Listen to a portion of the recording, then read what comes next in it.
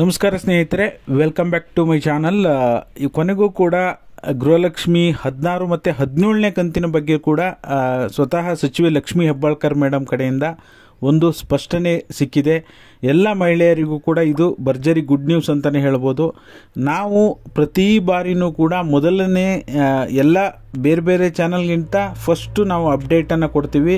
ಯಾವ್ಯಾವ ಜಿಲ್ಲೆಗೆ ಹಣ ಜಮಾ ಆಗೋಕ್ಕೆ ಶುರುವಾಗಿದೆ, ಅದರ ಜೊತೆಯಲ್ಲಿ ಸರ್ಕಾರದಿಂದ ಬಂದಿರತಕ್ಕಂಥ ಮಾಹಿತಿಯನ್ನು ವಿತ್ ಪ್ರೂಫ್ ಸಮೇತ ನಿಮಗೆ ವಿವರಣೆ ಮಾಡುವಂಥ ಕೆಲಸ ಪ್ರತಿ ಸಾರಿನೂ ಮಾಡ್ಕೊಂಡು ಬಂದಿದ್ದೀವಿ. ಈ ಬಾರಿಯೂ ಅದೇ ರೀತಿ ಮಾಡ್ತೀವಿ. ಹಾಗಾಗಿ ನಿಮ್ಮೆಲ್ಲರ ಸಪೋರ್ಟ್ ಬೇಕು. ಹಾಗೆ ಎಲ್ಲರೂ ವಿಡಿಯೋಕ್ಕೊಂದು ಲೈಕ್ ಕೊಡುವ ಮೂಲಕ ಸಪೋರ್ಟ್ ಮಾಡಿ. ನೀವೇನಾದರೂ ಹೊಸದಾಗಿ ನಮ್ಮ ಚಾನಲ್ ನೋಡ್ತೀರಾ ಅಂದರೆ ಸಬ್ಸ್ಕ್ರೈಬ್ ಮಾಡ್ಕೊಳ್ಳಿ, ಓಕೆನಾ. ಮೊದಲನೇದಾಗಿ ಮಾಧ್ಯಮದವರು ಪ್ರಶ್ನೆಯನ್ನು ಕೇಳಿದಾಗ 3 ತಿಂಗಳ ಹಣ ಬಂದಿಲ್ಲ, ಇಷ್ಟೊಂದು ಡಿಲೇ ಆಗಿದೆ, ಈಗಾದರೂ ಹಣ ಬೇಗ ಬಿಡುಗಡೆ ಮಾಡ್ತೀರಾ ಅಂತ ಕೇಳಿದಾಗ ಖಂಡಿತವಾಗ್ಲೂ ಈಗ ಆಲ್ರೆಡಿ 16ನೇ ಕಂತಿನ ಹಣ ಹಂತ ಹಂತವಾಗಿ ಬಿಡುಗಡೆ ಆಗ್ತಾ ಇದೆ ಅಂತ ಹೇಳಿದರು. ಅದೇ ರೀತಿ ಬಿಡುಗಡೆ ಆಗ್ತಾ ಇದೆ. ಬಟ್ ಆದರೆ ಒಂದು ಇಂಪಾರ್ಟೆಂಟ್ ಇನ್ಫಾರ್ಮೇಷನ್ ಏನಪ್ಪ ಅಂದರೆ, ಮೊದಲು ಯಾವ ರೀತಿ ಜಮಾ ಆಗ್ತಾ ಇತ್ತು 10 ಲಕ್ಷ 15 ಲಕ್ಷ ಜನರಿಗೆ ಒಂದು ದಿನಕ್ಕೆ, ಆ ರೀತಿ ಬಿಡುಗಡೆ ಆಗ್ತಾ ಇಲ್ಲ. ಸ್ವಲ್ಪ ಸ್ಲೋ ಆಗಿದೆ. ದಿನನಿತ್ಯ ಸ್ವಲ್ಪ ಕಡಿಮೆ ಸಂಖ್ಯೆಯಲ್ಲಿ ಜನರಿಗೆ ಹಣ ಜಮಾ ಆಗ್ತಾ ಇದೆ. ಬಟ್ ಆದರೆ ಇವತ್ತು ರಾಮನಗರ ಜಿಲ್ಲೆ, ಬೆಂಗಳೂರು ಗ್ರಾಮಾಂತರ ಈ ಜಿಲ್ಲೆಗಳಿಗೆ ಸಾಕಷ್ಟು ಜನ ಕಮೆಂಟನ್ನು ಮಾಡ್ತಾ ಇದ್ದಾರೆ. ಹೊಸ ಹೊಸ ಜಿಲ್ಲೆಗಳಿಗೆ ಇವತ್ತು ಜಮಾ ಆಗ್ತಾ ಇದೆ. ಯಾರ್ಯಾರು ನನಗೆ ಪ್ರೂಫ್ ಕಳಿಸಿದ್ದಾರೆ ಆ ಪ್ರೂಫ್ಗಳನ್ನೆಲ್ಲ ನಾನು ಟೆಲಿಗ್ರಾಮ್ ಚಾನಲ್ನಲ್ಲಿ ಹಾಕಿರ್ತೀನಿ. ಮಿಸ್ ಮಾಡದೆ ಜಾಯ್ನ್ ಆಗಿ ನೀವು ಕೂಡ ವೀಕ್ಷಣೆಯನ್ನು ಮಾಡ್ಬೋದು ಯಾವ ಜಿಲ್ಲೆಗೆ ಹಣ ಜಮಾ ಶುರುವಾಗಿದೆ ಅಂತ.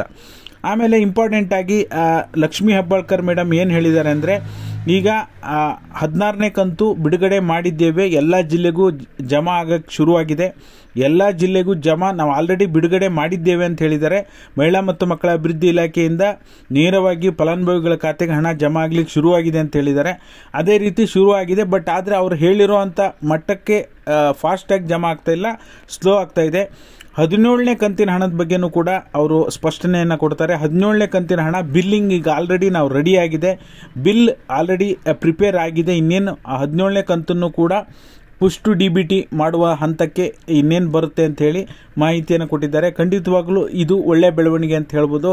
ಸದ್ಯಕ್ಕೆ ಎಲ್ಲ ಫಲಾನುಭವಿಗಳಿಗೂ ಮಾರ್ಚ್ 15ರ ಒಳಗಡೆನೆ ಗೃಹಲಕ್ಷ್ಮಿ 16 ಮತ್ತು 17ನೇ ಕಂತಿನ ಹಣ ಜಮಾ ಆಗೋದ್ರಲ್ಲಿ ಯಾವುದೇ ಡೌಟ್ ಇಲ್ಲ ಅಂತ ಹೇಳಿದ್ದಾರೆ.